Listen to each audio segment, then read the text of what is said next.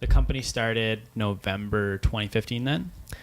That's when we launched. So it actually started January 2015 in an entrepreneurship class. Oh, cool. Yeah. So it wasn't my class. It was actually Mallory's class. Yeah.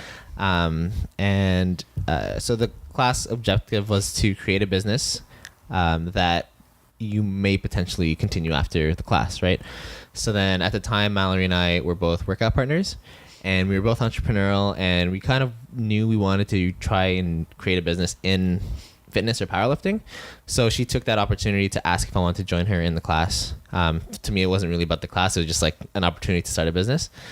So we went through 2 other business ideas before, like a lifestyle powerlifting brand, just through trial and error, and like logistically speaking, the other 2 didn't make sense. So we ended up landing on LVD. And then we worked on that throughout the semester, realized that there was an opportunity there. So we're like, okay, let's continue this further.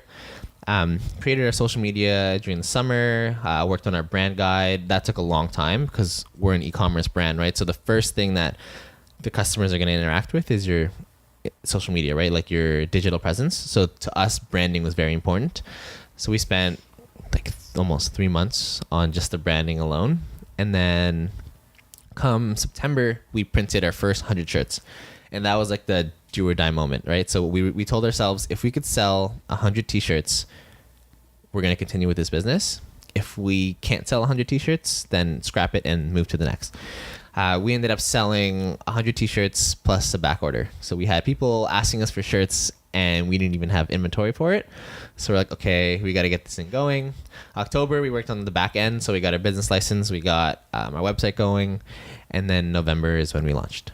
That's awesome. Yeah, so there's a lot of back-end stuff before we actually ended up launching the business. So LVD, I know what it stands for, but can you explain to everyone like what it stands for and how you guys came up with it? Yeah, so LVD stands for Lift, Visualize, Dominate.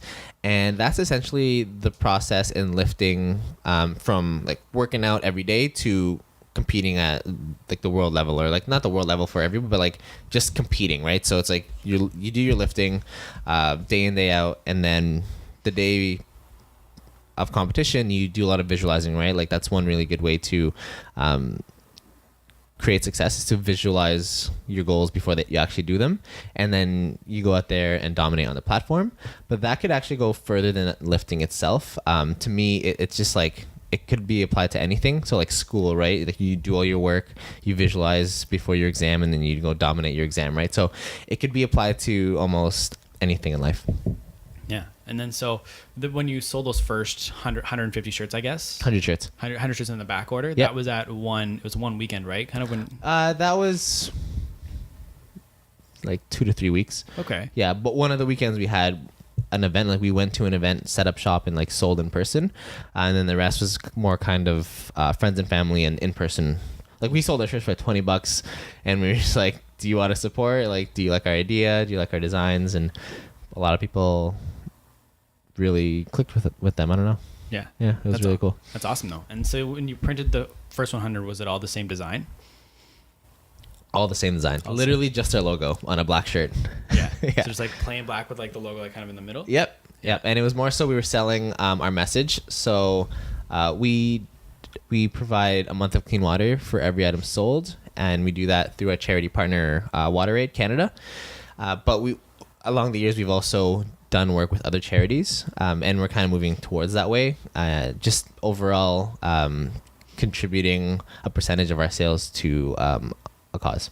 I think I saw somewhere recently that it was like 500,000 months. Maybe correct me if I'm wrong. Yeah, of clean water that we've provided to date. That's incredible, man. Yeah. That's awesome. Thank you. Yeah, no worries. And so, Mallory's your girlfriend, correct? Correct. Yeah. So just kind of when you guys started dating before you launched, or like was that? During. Before, like during is like during like her class. Okay. Like when she was doing it for her class. Yeah. But so when we launched, you were already dating at the time. Okay.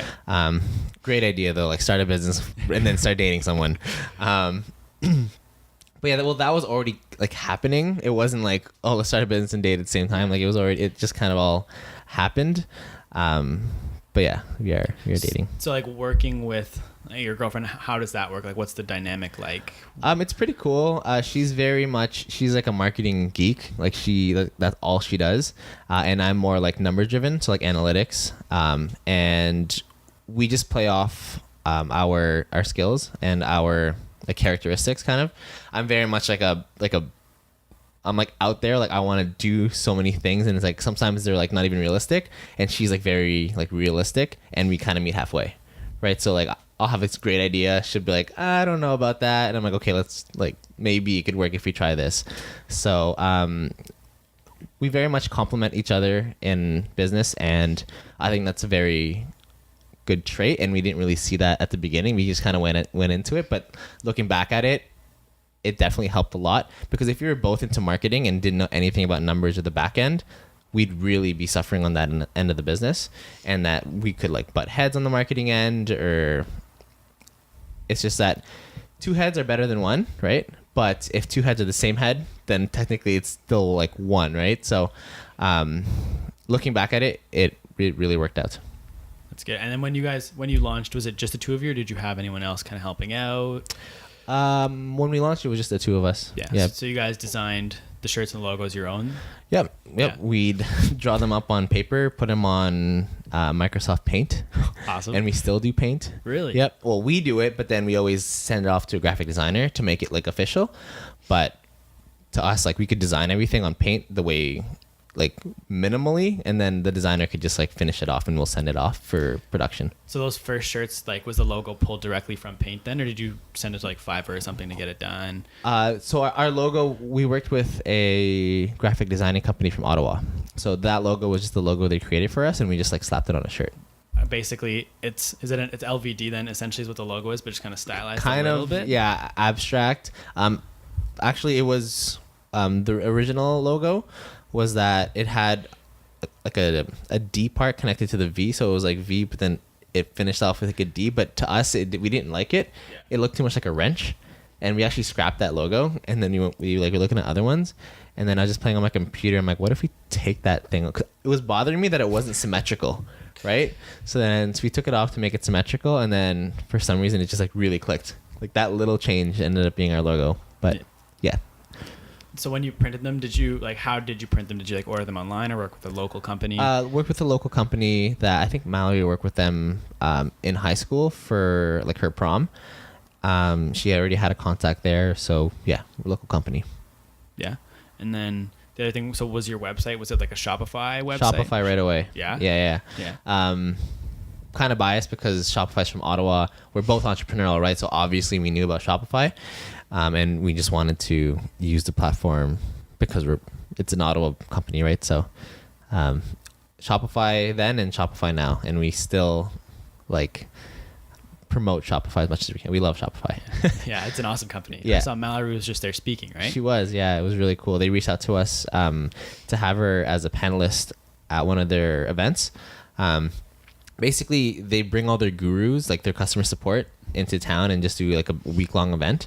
And they basically wanted merchants that the gurus were helping to be on a panel so the gurus could ask them questions about like stuff that they're facing. Because gurus, technically, they can only answer like on keyboard, right? Or like on the phone. But to interact in person with a merchant was just like game-changing for them. So when you had the full like website launch, what was the reception like that day? Like, what did you guys...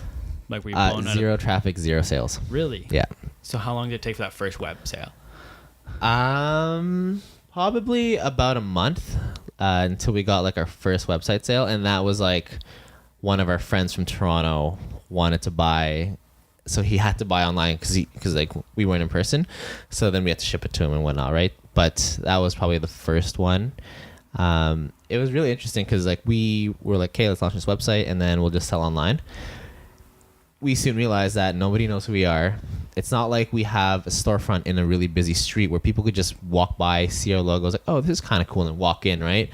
So then we were like, hey, we need to do something to get in front of customers. So we tried to do as many events that we could, like set up shop at events to just get out there, get the brand out there. And in the beginning of our business, our event sales were here and online sales were here. And then now it's like this. It's like flipped. Like our event sales are like down here and online is up here. And like now we're like mainly online, like 90% online sales.